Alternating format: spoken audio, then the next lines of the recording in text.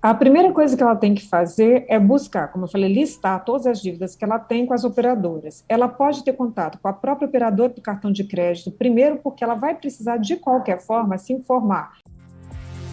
ES Brasil Entrevista. A economia, a política, o cotidiano e a vida capixaba estão aqui. Hoje vamos falar sobre dívidas. 74% das famílias brasileiras estão endividadas, segundo dados da Confederação Nacional do Comércio. Mas como quitar essas dívidas? Como sair do endividamento? Para falar sobre esse assunto, vamos conversar com a economista, professora da UFV, Adriana Rigoni. ES Brasil Entrevista. Boa tarde, obrigada por participar. Adriana, o preço dos alimentos, do serviço, dos produtos vem subindo e as dívidas chegando. O que fazer para sair do atoleiro? Então, a primeira coisa que a pessoa tem que fazer nesse caso é montar uma planilha para ter um controle financeiro dela. Então, o que ela tem que colocar ali? As receitas, as despesas dela e classificar essas despesas em relação àquilo que é essencial e aquilo que não é essencial. Esse é o primeiro passo, ela conhecer o que ela tem de receita e conhecer o que ela tem de despesas. O cartão de crédito continua o vilão, né? Qual que é o maior erro das pessoas com relação a esse tipo de crédito? Então, a primeira coisa é que as pessoas normalmente elas têm o hábito de não fazer o controle daquilo que elas estão comprando. Então, uma técnica muito boa seria ela ter alguma forma de anotar aquela despesa que ela está fazendo, mesmo parcelada.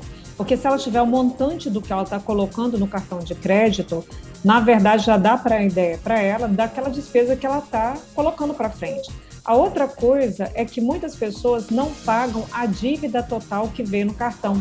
Ela tem o hábito de passar aquele limite mínimo.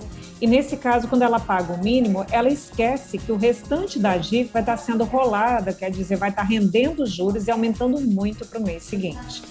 As pessoas também, como você falou, como você citou, às vezes elas utilizam mais de um cartão e criam dívidas em várias bandeiras, inclusive em outros bancos. As pessoas devem escolher qual a dívida que ela vai quitar?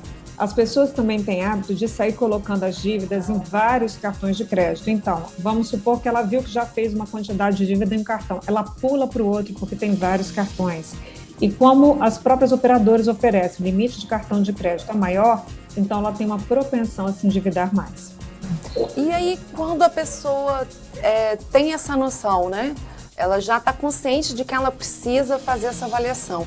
Quais instituições ela pode procurar que possam lhe dar esse apoio ou orientação? Então, o ideal, é claro, é que ela quite todas as dívidas, mas a primeira coisa que ela tem que fazer é ter o montante total de dívida que ela tem. Então, ela tem que saber o que a gente chama de custo efetivo total da dívida dela. Nesse caso, ela tem que listar todas as dívidas que tem, vai ter que procurar saber o custo dessas dívidas. Depois, daqui a pouquinho, a gente pode explicar um pouco sobre mais como ela fazer esse cálculo entrando em contato com a operadora. Mas o ideal é que ela quite todas as dívidas. Agora, vamos lá. Se ainda assim ela tiver que fazer uma escolha, ela tem que fazer a escolha por aquelas dívidas que são volumosas e que têm uma taxa de juros maior, porque é essa que vai estar crescendo mais ao longo dos meses. O que fazer para não criar novas dívidas? A primeira coisa que ela tem que fazer é buscar, como eu falei, listar todas as dívidas que ela tem com as operadoras. Ela pode ter contato com a própria operadora do cartão de crédito, primeiro porque ela vai precisar, de qualquer forma, se informar qual é o montante da dívida dela e qual é o custo dessa dívida, porque em cima disso que ela vai precisar para depois fazer uma negociação. Então, a primeira coisa é ela entrar em contato, sim, com a operadora, por exemplo, do cartão de crédito ou com aquele onde ela contratou a dívida, exatamente para ela saber quais as condições dessa dívida e ter uma ideia de como ela está crescendo. Então, esse é passo 1. Agora, de qualquer forma, o Procon, por exemplo, até mesmo na CDL, eles promovem aqueles feirões, por exemplo, para você limpar o nome, e essa é uma boa oportunidade para negociação. Então, essas instituições costumam auxiliar nisso. As universidades, né, como nós também promovemos, normalmente pelo semestre, algumas ações que também possibilitam apoio nisso daí. Então, elas podem utilizar essas facilidades também. Agora, como eu falei, é muito importante que ela entre em contato com aquela pessoa que forneceu a dívida para ela, quer dizer, aquela operadora, e ela dimensione o custo total dessa dívida e saiba o quanto que essa dívida está crescendo. Tá? Sobretudo a taxa de juros, que é um fator muito importante, além do mais, nessa época, os juros no Brasil estão em alta.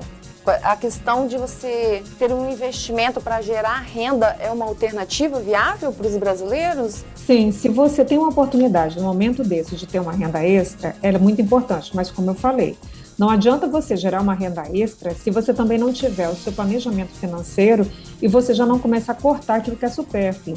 Porque tem muitas pessoas que acabam buscando rendas extras, mas não corta aquilo que estava antes. Então, ela não resolve o problema, quer dizer, ela só arrumou uma nova fonte de renda e se ela não fez esse serviço de educação financeira que é essencial, ela vai ter uma tendência a se endividar novamente.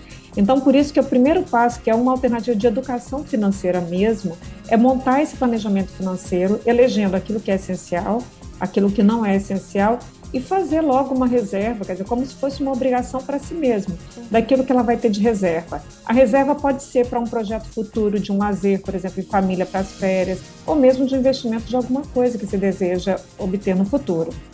Mas, como eu falei, tendo como base esse planejamento, ele é muito importante. Adriana, muito obrigada pela sua participação. O ES Diálogos vai encerrando por aqui.